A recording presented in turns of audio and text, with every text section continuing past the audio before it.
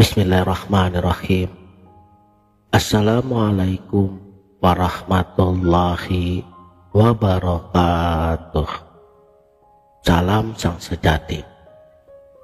Pernahkah kamu merasa bahwa hidup ini seperti labirin? Labirin yang dindingnya terbuat dari pikiranmu sendiri. Setiap kali kamu yakin telah menemukan pintu keluar, muncul lorong baru, keraguan, kecemasan, rasa takut yang kamu sembunyikan, bahkan dari dirimu sendiri. Dan di tengah labirin itu, ada sesuatu, tapi kamu tidak bisa mencapainya dengan logika, dengan doa-doa rutinmu, ataupun hanya sekedar menjadi orang baik. Karena pencerahan bukan tujuan, ia adalah jalan itu sendiri. Semua pencapaian spiritualitasmu hanyalah topeng, bahwa selama ini kamu berlari dari satu ritual ke ritual yang lain, tapi jiwamu tetap kering. Firman Allah, mereka mengetahui yang lahir dari kehidupan dunia, sedangkan terhadap akhirat mereka lalai. Surat Ar-Rum ayat 7.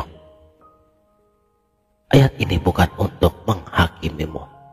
Ini adalah palu kodam untuk menghancurkan segala ilusimu.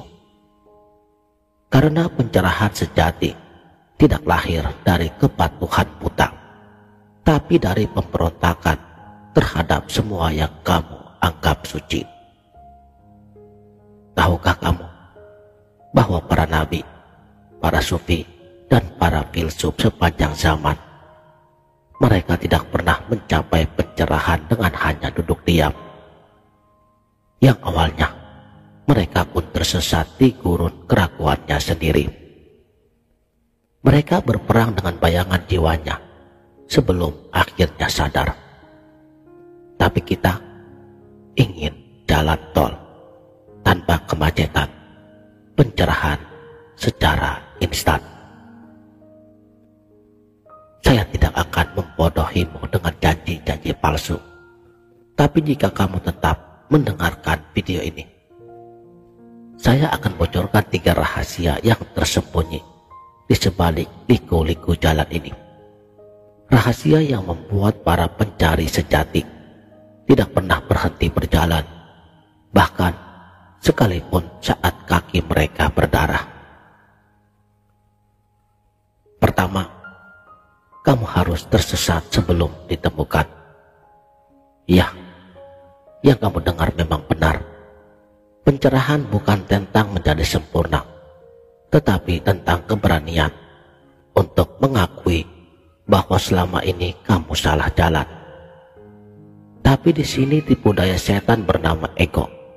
Ia akan terus membisikkan, kamu sudah cukup suci, kamu sudah paling benar. Dan saat kamu percaya itu, maka pintu labirin akan mengunci untuk selamanya.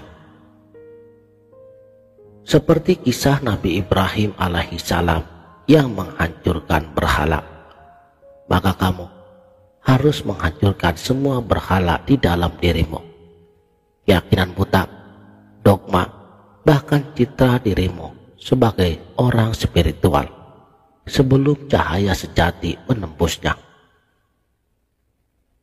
Kedua, pencerahan adalah lautan, bukan tetesan. Kamu pikir pencerahan adalah saat kamu merasakan kebahagiaan abadi? Salah. Ia adalah saat kamu berhenti berlari dari pahitnya kehidupan. Di sini, kamu harus berenang di arus deras keraguanmu sendiri, menyelam ke dalam kegelapan lubuk hatimu, dan kamu akan tersadarkan siapa sesungguhnya dirimu. Seperti Syekh Jalaluddin Rumi yang justru menemukan Tuhannya di tengah kepedihan kehilangan gurunya, atau Buddha yang baru tersadarkan di bawah pohon Bodhi setelah melalui jurang-jurang kesia-siaan. Lalu mengapa kita masih mengira pencerahan adalah hadiah untuk perilaku baik? Ketiga, pencerahan tidak pernah aman. Ia akan menghancurkan rasa nyamanmu, membakar topengmu, dan memaksamu untuk melihat apa yang selama ini kamu tutupi. Kamu tahu kenapa kebanyakan ritual gagal? Karena mereka hanya pada permukaannya saja, gerakan tanpa penghancuran diri. Dan Tuhan tidak butuh persembahanmu. Ia ingin kamu jatuh berkali-kali di jalan ini, sampai kamu mengerti kamu tiada berdaya apa-apa. Lalu, bagaimana kita tahu bahwa kita sedang berada di jalan yang benar?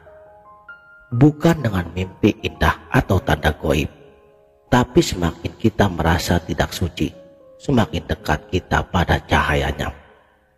Tapi hati-hati, banyak yang tersesat di sini. Mereka mengira ilusi sebagai pencerahan. Lalu bagaimana membedakannya? Ujiannya satu. Apakah pencerahanmu membuatmu lebih mencintai atau lebih menghakimi?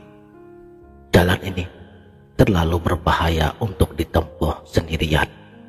Tapi bukan berarti kamu butuh guru, melainkan kamu butuh cermin, sesuatu yang akan memantulkan kebohonganmu. Mungkin itu seorang musuh yang membencimu, mungkin kegagalan yang kamu hindari. Kamu tahu apa yang terjadi pada mereka yang nekat berjalan sendiri? Mereka jadi seperti iblis, terlalu bangga pada pengetahuannya, sampai lupa bahwa keterasingan adalah racun terhalus di jalan ini. Jadi, masih ingin melanjutkan? Ingat, di jalan ini kamu harus meragukan segalanya, termasuk isi video ini. Karena pencerahan bukan hanya milik para suci, tapi ia milik mereka yang berani tersesat, untuk akhirnya menemukan bahwa mereka tak pernah terpisah, menemukan arti keesaan diri yang sesungguhnya. Tetapi jangan pernah berpikir ini tentang mencapai pencerahan. Seperti kisah Nabi Yunus alaihi salam di dalam perut ikan, yang disebut sebagai ujian terberatnya. Bukan karena gelapnya lautan, tapi karena di sana ia tidak bisa berbuat apa-apa. Hanya ada cerita tanpa kata. La ilaha illa anta, subhanaka inni kuntu minaz zalimin. Pencerahan hanya datang saat kamu berhenti menjadi pencari dan menjadi tawanan dalam perut ikan kegagalanmu sendiri. Dan jika kamu masih berdiri di tepian, masih menghitung resikonya, masih berbisik, bagaimana jika aku tersesat selamanya? Dengarkan ucapan Sri Ramakrishna. Bunga teratai mekar di lumpur, tapi kamu ingin kesucian tanpa menyentuh kotorannya. Maka inilah pilihanmu. Tetap di tepi labirin dengan kepastian palsu, atau terjun ke dalam kegelapan yang kamu takuti, di mana ayat-ayat Tuhan tidak lagi tertulis di atas kertas, tapi di napasmu yang gemetar, di jemarimu yang kotor oleh tanah, di air matamu yang mengalir untuk alasan yang tak bisa kamu jelaskan. Barang siapa mengenal dirinya, ia telah mengenal Tuhannya.